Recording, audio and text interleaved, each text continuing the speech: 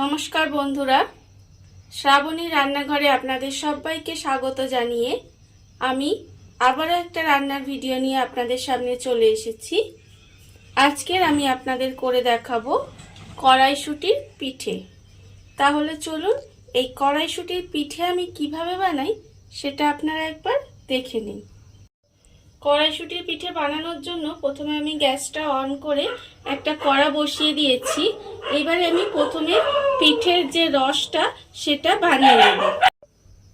পিঠের রসটা বানানোর জন্য আমি প্রথমে কড়ায় এক বাটি চিনি দিলাম, আর আমি এর মধ্যে দেব সেই একই বাটির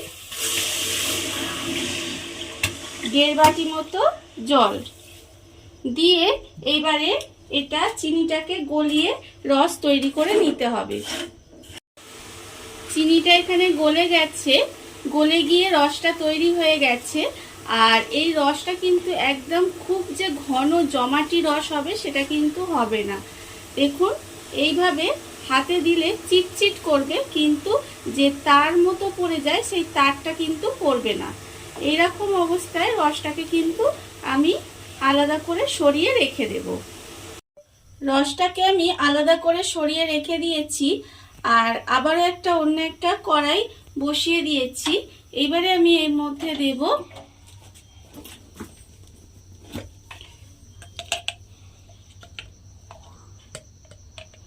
হাফ চামচ মতো ঘি।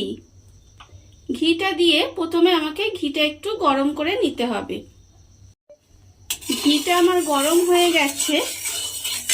এবারে আমি এর মধ্যে দিয়ে দেব এখানে কড়াইশুঁটি আমি বেটে রেখেছি, সেই বাটা কড়াইশুঁটিটা আমি এর মধ্যে দিয়ে দেব।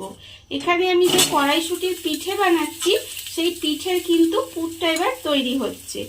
কড়াইশুঁটি বাটাটা দিয়ে ভালো করে কিন্তু নেড়ে নিতে হবে। এই ঘিয়ের মধ্যে নেড়ে নিয়ে একটু ভাজা ভাজা মতো করে নিতে হবে। ঘিয়ের মধ্যে কড়াইশুঁটিটা দিয়ে একটু ভাজা ভাজা মতো করে নিয়েছি। এইবার আমি এর মধ্যে দিয়ে দেব চিনি। এখানে আমার চিনি রেখে দিয়েছি। এখানে প্রায় আমি বড় চামচের 3 চামচ মতো চিনি দিয়ে দিলাম। চিনি দিয়ে এবার এই চিনি দিয়ে কড়াইশুঁটি বাটাটাকে ভালোভাবে পাক করে কিন্তু পুরটা বানিয়ে নিতে হবে। চিনি দিয়ে কড়াইশুঁটি বাটাটাকে খুব ভালোভাবে নেড়ে নেড়ে চিনিটাকে গলিয়ে পাক তৈরি করে নিয়েছি। এইবারে আমি এর মধ্যে দিয়ে দেব এলাচ গুঁড়ো। এখানে আমি এলাচ গুঁড়ো রেখেছি ছোট চামচে 1/4 চামচ মতো এলাচ গুঁড়ো দিয়ে দিলাম। আর আমি দেব এখানে আমি কাজু আর কিশমিশ কুচি করে রেখেছি, সেই কাজু কিশমিশটা আমি এর মধ্যে দিয়ে দিলাম। দিয়ে আবারও একটু নেড়ে ছেড়ে পুরটা কিন্তু রেডি করে নিতে হবে। পুরটা আমার রেডি হয়ে গেছে। এবারে এটাকে নামিয়ে আমি একটু ঠান্ডা করে নেব। পিঠের পুরটা আমি আলাদা করে সরিয়ে রেখে ঠান্ডা করতে দিয়েছি। আর অন্যদিকে যে পিঠের খোলটা তৈরি হবে তার জন্য আমি এখানে রেখেছি ময়দা। ময়দা আমি এখানে 1 বাটি নিয়েছি, সেটা আমি এখানে ঢেলে নিলাম। আর আমি দেব এর মধ্যে ঠিক একই বাটির হাফ বাটি সুজি। ময়দা আর সুজিটা আমি খুব ভালোভাবে মিশিয়ে নিলাম। এইবারে আমি এর মধ্যে দেব আন্দাজ মতো নুন। এখানে আমি অল্প একটু নুন দিলাম। দিয়ে এবারে এই ময়দা সুজি আর নুনটা খুব ভালোভাবে মিশিয়ে নেব। মিশিয়ে নিয়ে এবারে আমি এর মধ্যে দেব জল।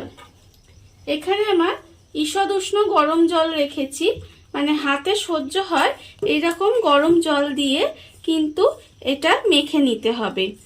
অল্প অল্প জল দেব, দিয়ে খুব শক্তও হবে না আবার একদম নরমও হবে না, এরকম কিন্তু আমাকে একটা ড্রো বানিয়ে নিতে হবে।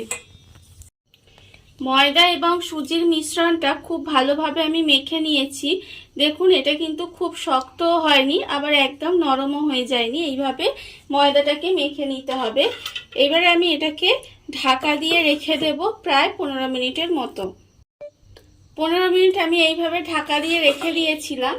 এইবারে আমি এটা থেকে পিঠে বানিয়ে নেব। তার জন্য আমি এটাকে এইভাবে একটু লেচি কেটে নিলাম। লেচি কেটে এইভাবে গোল করে নেব। গোল করে যেরকম পিঠের খোল ঠিক বানায় সেরকম পিঠের খোল তৈরি করে নিতে হবে আগে খুব ভালোভাবে। খোলটাকে তৈরি করে নিয়ে এইবারে এর মধ্যে দেব আমি পুর।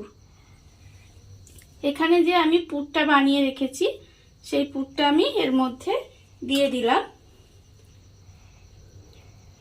দিয়ে এবার মুখটা খুব ভালোভাবে মুড়ে দিতে হবে। এইভাবে মুখটা আমি মুড়ে দেব। দিয়ে পিঠেগুলো কিন্তু এইভাবে আমাকে বানিয়ে নিতে হবে। পিঠেগুলো আমি বানিয়ে নিয়েছি। এবারে এগুলোকে আমি এইভাবে রেখে দেব। রেখে দিয়ে ঠিক একইভাবে কিন্তু প্রত্যেকটা পিঠে আমায় বানিয়ে নিতে হবে। পিঠেগুলো আমার এখানে রেডি হয়ে গেছে। আর অন্যদিকে পিঠেগুলো ভাজার জন্য আবার আমি কড়া বসিয়ে দিয়েছি। এবারে আমি এই কড়ার মধ্যে দেব সাদা তেল। সাদা তেল আমি কড়ার মধ্যে দিয়ে দিলাম। দিয়ে এবারে তেলটাকে আমাকে একটু গরম হতে দিতে হবে। তেলটা আমার এখানে গরম হয়ে গেছে। এবারে পিঠেগুলো আমি আস্তে আস্তে তেলের মধ্যে দিয়ে দেব। দিয়ে পিঠেগুলোকে একটু লাল করে ভেজে নিতে হবে। আর একেবারে কিন্তু অনেকগুলো পিঠে দেব না, অল্প অল্প পিঠে দিয়ে এটাকে পিঠেগুলোকে আমাকে লাল করে কিন্তু ভেজে নিতে হবে। পিঠেগুলো আমার লাল করে ভাজা হয়ে গেছে। এবারে এগুলোকে আমি তুলে নেব। তুলে নিয়ে তেলটাকে খুব ভালোভাবে কিন্তু ঝারিয়ে নিতে হবে। ছাড়িয়ে নিয়ে এখানে যে আমি চিনির রস করে রেখেছি সেই রসের মধ্যে পিঠেগুলোকে ফেলে দেব। পিঠেগুলো আমি রসের মধ্যে ফেলে দিলাম। আর আবারও আমি এখানে পিঠেগুলো তেলের মধ্যে দিয়ে ভেজে নেব। এইভাবে কিন্তু প্রথমে আমাকে সমস্ত পিঠেগুলো ভেজে রসে ফেলে নিতে হবে। সমস্ত পিঠেগুলো ভেজে আমি রসের মধ্যে দিয়ে দিয়েছি। এইবারে রসটাকে আমি আবারও একটু গরম করে নেব যাতে পিঠেগুলোর মধ্যে খুব ভালোভাবে রসটা ঢুকে যায়। রসটাকে আমি গরম করে নিলেই কিন্তু আমার পিঠেগুলো রেডি হয়ে যাবে। দেখুন বন্ধুরা, আপনারা দেখতেই পেলেন কত সুন্দর কড়াইশুঁটির পিঠে আমার রেডি হয়ে গেছে। আর এই ভিডিওটা যদি আপনাদের ভালো লেগে থাকে তাহলে লাইক করবেন, কমেন্ট করবেন আর সাবস্ক্রাইব করবেন আমার চ্যানেলকে। আজ এই পর্যন্ত, নমস্কার।